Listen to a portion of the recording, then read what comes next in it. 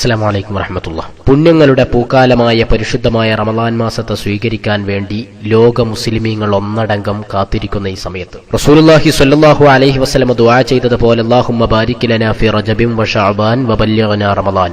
അല്ലാഹുവേ, ശഅബാനിലും റജബിലും നീ ബർക്കത്തേകണമേ, റമളാനിലേക്ക് നമ്മെ നീ എത്തിക്കണമേ എന്ന ദുആ ഉരുവിട്ടുകൊണ്ടിരിക്കുന്ന ഈ സമയത്ത് എങ്ങനെ നമുക്ക് റമളാനെ പൂർണ്ണമായും സ്വീകരിക്കാൻ കഴിയും, റമളാനിലേക്ക് എങ്ങനെ നാം ഒരുങ്ങണമെന്ന് എന്നതിനെക്കുറിച്ച് പറയുന്നതിന്റെ മുമ്പ് ഒരു കഥ പറയുന്നത് ഉപകാരമായിരിക്കും എന്ന് കരുതുന്നു. ഒരു ഉപ്പയും മോനും താമസിക്കുന്ന വീട്ടിൽ ഉപ്പ നല്ല ഉറക്കച്ചടവിലാണ്.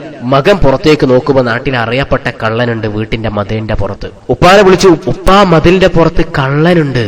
ഉറക്കിലായിരുന്ന ഉപ്പ പറഞ്ഞു, മോനെ പുറത്തല്ലേ, അത് ഉള്ളിൽ വന്നാൽ നമുക്ക് എന്താ വേണ്ടെച്ചാ ചെയ്യാന്ന് പറഞ്ഞിട്ട് ഉപ്പ പിന്നെയും കടന്നു. മകൻ ശ്രദ്ധാപൂർവം വീക്ഷിച്ചു, അതാ കള്ളൻ ഉള്ളിലേക്ക് കയറുന്നു. വീടിന്റെ ബൗണ്ടറിക്ക് ഉള്ളിലേക്ക് കയറിയപ്പോ മകൻ പിന്നെയും ഉപ്പാനെ വിളിച്ചു. ഉപ്പ ഉണർന്നില്ല. ഉപ്പ പിന്നെ ഉറക്കച്ചടവി പറഞ്ഞു, മോനെ വീട്ടിലേക്ക് കയറട്ടെ, ഇപ്പൊ നമുക്ക് എന്ത് ചെയ്യാൻ കഴിയും? പിന്നെ അതാ മേൽക്കൂരയിലേക്ക് കയറുന്നു. അപ്പോഴും മകൻ ഉപ്പാനെ വിളിച്ചു. ഉപ്പ അപ്പോഴും ഉറക്കിൽ നിന്ന് ഉണർന്നില്ല. ഉപ്പ പറഞ്ഞു, മോനെ റൂമിലേക്ക് കയറട്ടെ, എന്നാലേ നമുക്ക് എന്തെങ്കിലും ഒന്ന് ചെയ്യാൻ കഴിയൂ. അങ്ങനെ മേൽക്കൂരയിലൂടെ കള്ളൻ റൂമിലെത്തി. ഉപ്പാനെ വിളിച്ചു. ഉപ്പ ഒഴിവ് പറഞ്ഞു. പിന്നെയും ഉറക്കിലേക്ക് നീങ്ങി. ഉപ്പ പറഞ്ഞു, മോനെ അലമാറ തുറക്കട്ടെ. അലമാറ തുറന്ന് എടുക്കുമ്പോ പിടിച്ചാ പിന്നെ കള്ളനൊന്നും പറയാൻ കഴിയില്ലല്ലോ എന്ന് പറഞ്ഞു ഉപ്പ എണീക്കാനുള്ള ശ്രമം ഉപേക്ഷിച്ചു. കള്ളൻ അങ്ങനെ അലമാറ തുറന്നപ്പോ മകൻ പിന്നെയും വിളിച്ചു. അപ്പൊ ഉപ്പ പറഞ്ഞു, മോനെ എന്തെങ്കിലും എടുക്കട്ടെ, എടുത്താ നമുക്ക് തൊണ്ടി സഹിതം പിടിക്കാം. കള്ളൻ സാധനം എടുത്തു എന്ന് പറഞ്ഞപ്പോ ചാടി എഴുന്നേറ്റ് കള്ളനെ പിടിക്കാൻ ശ്രമിച്ചപ്പോഴേക്ക് കള്ളൻ അങ്ങ് പോയി, കള്ളനെ കിട്ടിയില്ല. ഈ കഥ പോലെയാണ് നമ്മിൽ പലരുടെയും കാര്യം. നമ്മൾ റമളാന് വേണ്ടി ഒരുങ്ങുന്നു, റജബിൽ വിചാരിക്കുന്നു നന്നാവണം, റമളാന് മുമ്പേ നന്നാവണം. ഷാബാനായിട്ട് വിചാരിക്കുന്നു റമളാൻ വരട്ടെ, അപ്പോഴല്ലേ കൂടുതൽ കൂലി കിട്ടുക. റമളാൻ വരുന്നു, റമളാൻ ആദ്യ ദിവസങ്ങളിൽ ഒരു ആവേശം കഴിഞ്ഞ് പിന്നെയും നമ്മൾ ചിന്തിക്കുന്നു അവസാന ദിവസങ്ങളിലല്ലേ പ്രതിഫലം കൂടുതൽ, അടുത്ത പത്താവട്ടെ. രണ്ടാമത്തെ പത്തിൽ അത്രയുമില്ല. മൂന്നാമത്തെ പത്താവട്ടെ എന്ന് വിചാരിച്ച് രണ്ടാമത്തെ പത്തും തീർക്കുന്നു. മൂന്നാമത്തെ പത്താകുമ്പോഴേക്ക് അവസാന ദിവസങ്ങളിലേക്ക് കാത്തിരിക്കുന്നു. അങ്ങനെ പോകെ പോകെ അവസാനം പെരുന്നാളാകുമ്പം ചിന്തിക്കും, ശടാ ഇപ്രാവശ്യത്തെ റമളാനും ഒന്നും നടന്നില്ലട്ടോ. ഇതാണ് പലപ്പോഴും നമ്മുടെയൊക്കെ അവസ്ഥ. നമുക്ക് ആഗ്രഹമുണ്ട് റമളാനിൽ ആത്മാർത്ഥമായി അള്ളാഹുവിലേക്ക് അടുക്കണം. ഒരുപാട് റമളാൻ നമ്മുടെ ഇന്നലകളിൽ കഴിഞ്ഞുപോയി. നമ്മൾ വിചാരിച്ചു റജബിലും ഷഅബാനിലും ഒക്കെ റമളാനിങ് എത്തട്ടെ. ഒരുപാട് തെറ്റുകൾ ചെയ്തതാണ്. ഒക്കെ ക്ലിയറാക്കി കഴുകി കളഞ്ഞ് ആത്മാർത്ഥമായി അള്ളാഹുവിലേക്ക് അടുക്കണം. റമളാനിങ് വരും ആദ്യത്തെ 1-2 ദിവസമൊക്കെ ഖുർആൻ എടുക്കലും ഖത്മ് തുടങ്ങലും പിന്നെ മെല്ലെ മെല്ലെ ഇല്ലാതായി. അവസാനാകുമ്പോഴേക്ക് റമളാൻ കഴിഞ്ഞപ്പോ ഷടോ ഒന്നും നടന്നില്ലട്ടോ എന്ന് പറയുന്ന ഒരുപാട് റമളാനുകൾ നമ്മുടെ ഇന്നലകളിൽ കഴിഞ്ഞുപോയി. എന്താണ് ഇതിന് കാരണം പ്രിയമുള്ളവരെ? നാം വേണ്ട രൂപത്തിൽ ഒരുങ്ങുന്നില്ല.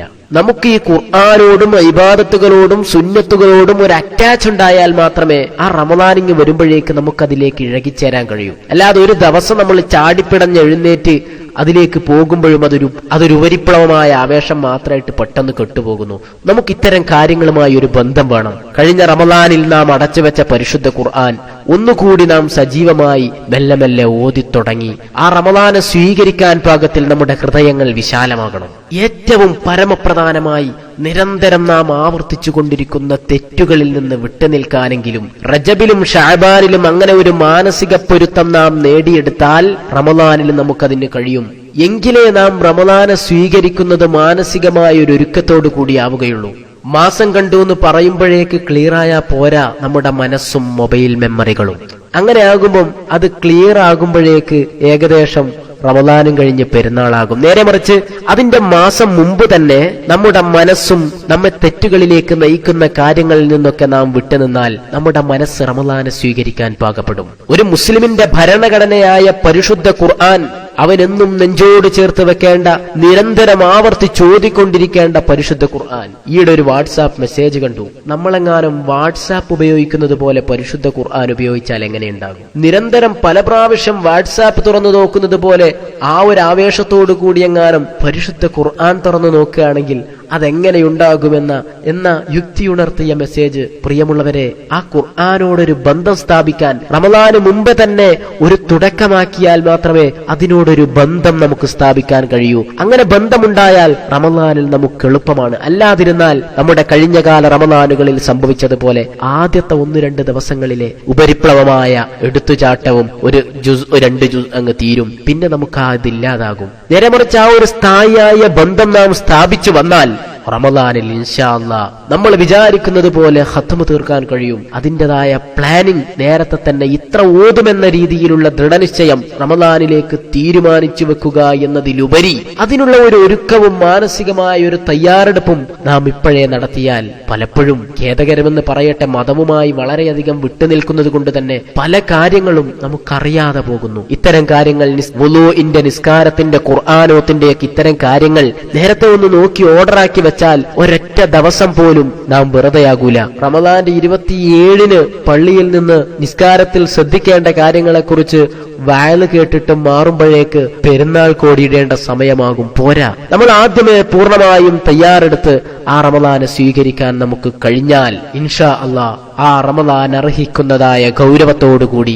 അതിനെ സ്വീകരിക്കാനും യാത്രയാക്കാനും നമുക്ക് കഴിയും. അല്ലാഹു തൗഫീഖ് നൽകുമാറാകട്ടെ. അല്ലാഹുമ്മ ബാരിക് ലനാ ഫീ റജബിൻ വശഅബാൻ വബല്ലിഗ്നാ റമദാൻ വവഫിഖ്നാ ഫീഹി ലിസ്സിയാമി വൽഖിയാമി വതിലാവത്തിൽ ഖുർആൻ. ആമീൻ ബിറഹ്മതിക യാ അർഹമർ റഹീമീൻ. അസ്സലാമു അലൈക്കും വറഹ്മത്തുള്ളാഹി വബറകാതുഹു.